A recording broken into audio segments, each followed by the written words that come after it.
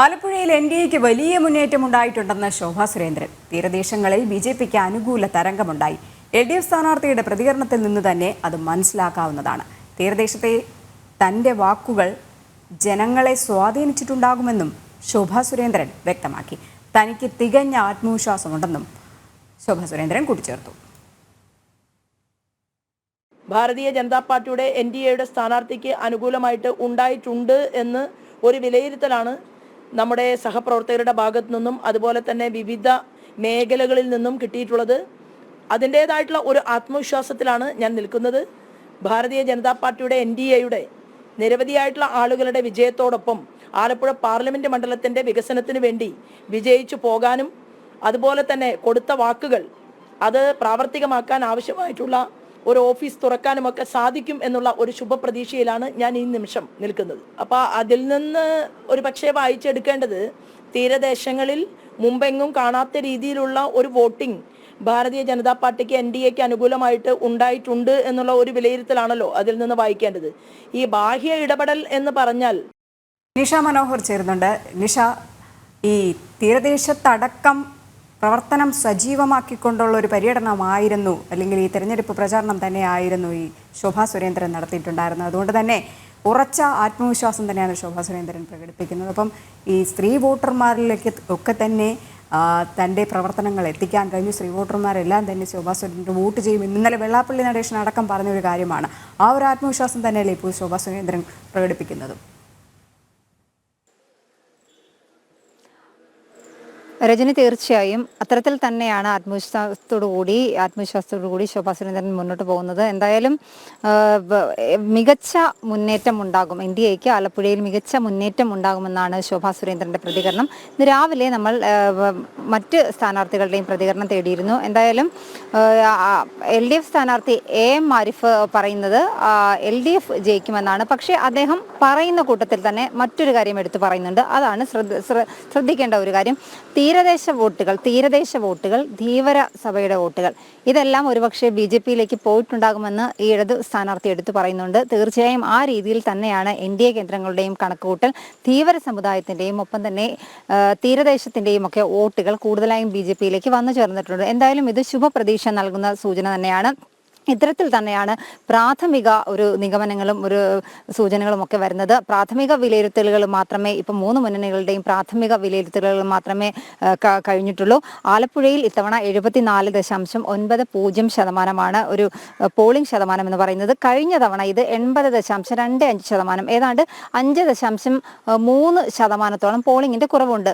പക്ഷേ ഈ പോളിംഗിന്റെ കുറവ് മുന്നണികളെല്ലാം തന്നെ ഒരിക്കലും ഒരു വിജയ സാധ്യതയ്ക്ക് മങ്ങലേൽപ്പിക്കുന്നു എന്ന് പറയുന്നില്ല. അതിന് കാരണവുമുണ്ട്. കാരണം കഴിഞ്ഞ പ്രാവശ്യത്തെ വോട്ടർമാരുടെ എണ്ണം എന്ന് പറയുന്നത് 14,83,000 വോട്ടർമാരായിരുന്നു. ഇത്തവണ അത് കഴിഞ്ഞ വർഷം 13,56,701 വോട്ടർമാരായിരുന്നു. ഇത്തവണ അത് 14,83,000 വോട്ടർമാരുണ്ട്. അതായത് ഈ വോട്ടർമാരുടെ എണ്ണത്തിൽ തന്നെ 43,382 വോട്ടർമാരുടെ വ്യത്യാസമുണ്ട്. ഒപ്പം തന്നെ പോളിംഗ് ശതമാനത്തിൽ വന്നിരിക്കുന്ന ഈ ഒരു വ്യത്യാസം അതുകൊണ്ട് തന്നെ വിജയത്തെ ബാധിക്കുമെന്ന് മുന്നണികളൊന്നും തന്നെ കണക്ക് കൂട്ടുന്നില്ല. എന്തായാലും ഞാൻ നേരത്തെ പറഞ്ഞതുപോലെ തന്നെ പ്രാഥമിക രീതിയിലുള്ള ഒരു വിലയിരുത്തലുകളൊക്കെയാണ്.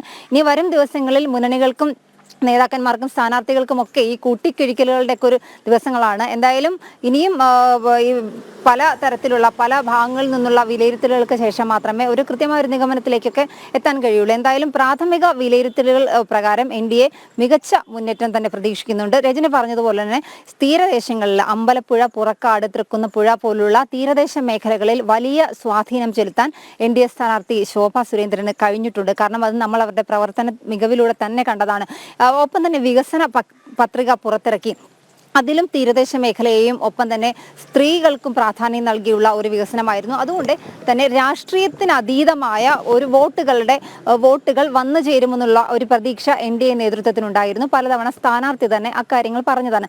ആ രീതിയിൽ സ്ത്രീ വോട്ടർമാരുടെ മികച്ച പിന്തുണ NDA സ്ഥാനാർത്ഥിക്ക് ലഭ്യമായിട്ടുണ്ട് എന്ന് തന്നെ ആണ് ആദ്യം മുതലുള്ള സൂചനകൾ വ്യക്തമാക്കുന്നത്. പ്രാഥമിക നിഗമനങ്ങളിലൂടെ പോകുമ്പോഴും ഈ രീതിയിൽ തീരദേശത്തെ വോട്ട്, ഒപ്പം തന്നെ ധീവര സമുദായത്തിന്റെ വോട്ട്, ഒപ്പം ഈ രാഷ്ട്രീയത്തിന് അതീതമായി ചിന്തിക്കുന്ന സ്ത്രീകളുടെ പിന്തുണ, ഈ കാര്യങ്ങളൊക്കെ ഉണ്ട്.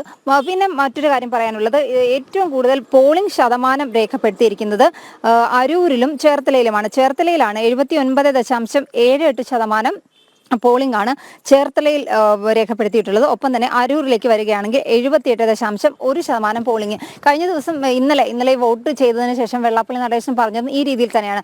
ശോഭയ്ക്ക് വലിയ മുന്നേറ്റം ചേർത്തലയിൽ ഉണ്ടാകും. BJP ശക്തമായി തന്നെ ചേർത്തലയിൽ പ്രവർത്തിച്ചു, അതുകൊണ്ട് തന്നെ ശക്തമായ മുന്നേറ്റം ചേർത്തലയിൽ BJPക്ക് ഉണ്ടാകുമെന്ന് പറഞ്ഞിരുന്നു. ഈ കാര്യങ്ങൾ തന്നെയാണ് ഈ ഒരു പോളിംഗ് ശതമാനത്തിലൂടെയും നമുക്ക് മനസ്സിലാക്കാൻ കഴിയുന്നത്.